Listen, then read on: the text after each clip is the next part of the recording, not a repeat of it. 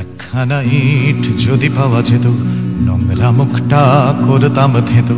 ভাবতে ভাবতে গেল একজন ক্ষত বিক্ষত ছেলেটার কাছে, যেন দুজনের শত্রুতা আছে। তল পেটে লাঠি কয়েক ডজন, কষানোর পর আরো একজন হাঁপাতে লাগলো দাঁড়িয়ে দাঁড়িয়ে ক্ষত বিক্ষত ছেলেটার কাছে, যেন দুজনের শত্রুতা আছে।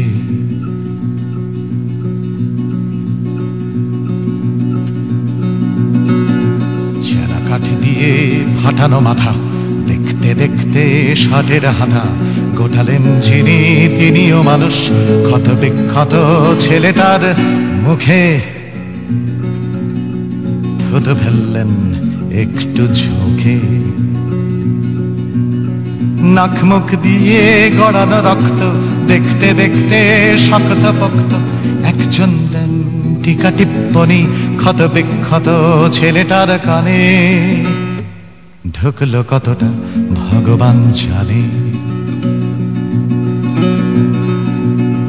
সিগারেটে দুই উরুতে ছেঁকা, দগদগে পোড়া চামড়া দেখা।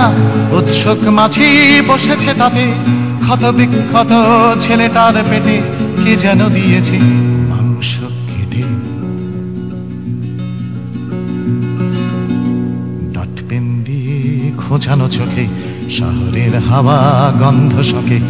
গণপিটুনি রাজব গন্ধ, ক্ষত বিক্ষত ছেলেটার গালে।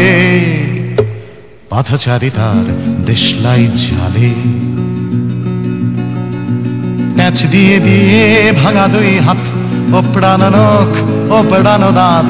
উদাসীন ভাবে দেখেছে লোকে ক্ষত বিক্ষত ছেলেটার লাশ। দেখছে জনতা, বলছে সাবাস। মাঝে মধ্যেই এখানে ওখানে পিটিয়ে মারার ব্যস্ত শ্মশানে পড়েছে কে, প্রশ্ন অনেক উত্তর নেই। এই অসহ্য সময়টাকে কাঁদতে দে। মাঝে মধ্যেই এখানে ওখানে পিটিয়ে মারার ব্যস্ত শ্মশানে পড়েছে কে, প্রশ্ন অনেক উত্তর নেই। এই অসহ্য সময়টাকে কাঁদতে দে, কাঁদতে দে, কাঁদতে দে, কাঁদতে দে, কাঁদতে দে।